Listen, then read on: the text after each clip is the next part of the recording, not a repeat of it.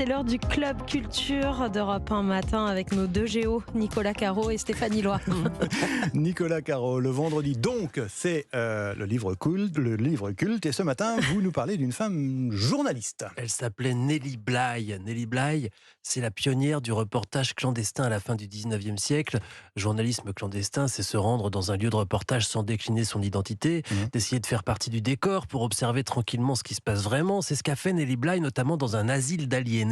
Et ça a donné un livre, 10 jours dans un asile. Je vous raconte son histoire. Elle est donc journaliste. En 1887, elle est engagée au New York World. Au passage, son rédacteur en chef s'appelle Joseph Pulitzer. C'est lui qui a créé le prix du même nom. Elle est jeune à l'époque, 23 ans. Elle a entendu dire qu'il y avait de gros problèmes dans les asiles psychiatriques, des histoires de maltraitance, des choses comme ça. Elle voudrait donc aller voir. Mais comment faire ? Évidemment, si on lui fait visiter, elle ne verra rien d'intéressant, rien de vrai. Surtout, alors elle décide de se faire passer pour folle. Et comment elle va faire alors ? Elle prend d'abord une chambre dans une pension et une fois là-bas, elle fait son numéro de comédienne. Son truc, c'est d'expliquer à tout le monde qu'elle a perdu ses amis les troncs d'arbres. Elle cherche ses troncs d'arbres partout et ça ne manque pas.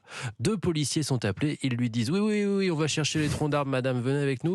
Et ils l'embarquent, je vous passe les détails, mais elle est déclarée folle et on l'emmène à l'hôpital dans l'asile de Blackwell's Island, un endroit assez terrifiant. Ça ressemble à Shutter Island d'ailleurs. Ce qu'elle va découvrir, ça dépasse l'entendement.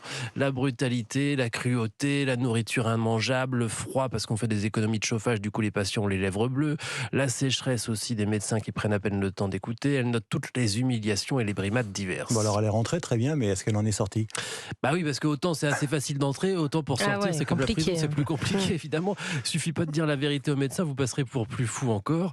Heureusement on la délivre depuis l'extérieur, elle sort, elle publie son enquête, énorme succès, $1 million supplémentaires vont être attribués à la prise en charge des malades mentaux pour améliorer leurs conditions.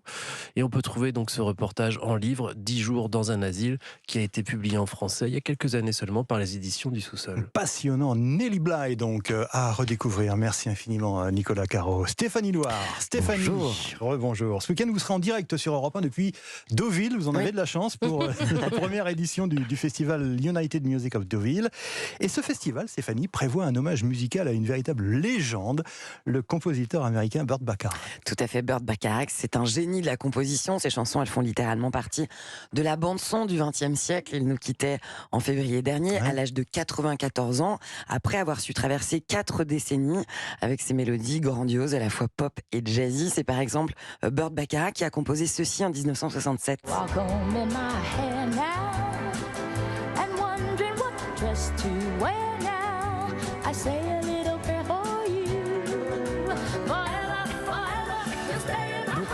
Sourire dans ce studio à l'écoute des frissons surtout de ce titre. Beaucoup de yaourt pour les paroles aussi. I Say a Little Prayer for You, un classique du tandem formé par Burt Bacharach et son parolier Al David. Il y a une formidable version d'Aretha Franklin également. Oui, c'est vrai qu'il est devenu référence ensuite d'ailleurs. Une chanson qui a été popularisée en pleine guerre du Vietnam par l'une des muses de Bacharach, la chanteuse Dionne Warwick.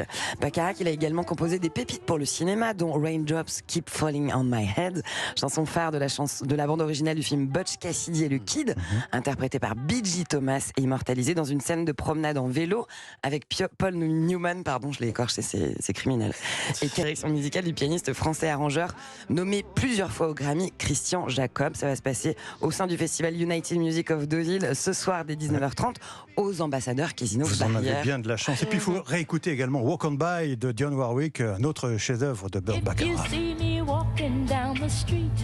And I start to cry each time we meet. Merci très Stéphanie. Bon choix Lionel. Merci. On vous retrouve dans Musique samedi et dimanche en direct de Deauville, donc de 16h à 17h avec des têtes d'affiche du festival, donc Ibrahim Malouf, Thomas Dutronc, Ben l'Oncle Sol ou encore Juliette Armanet. Dans moins de 10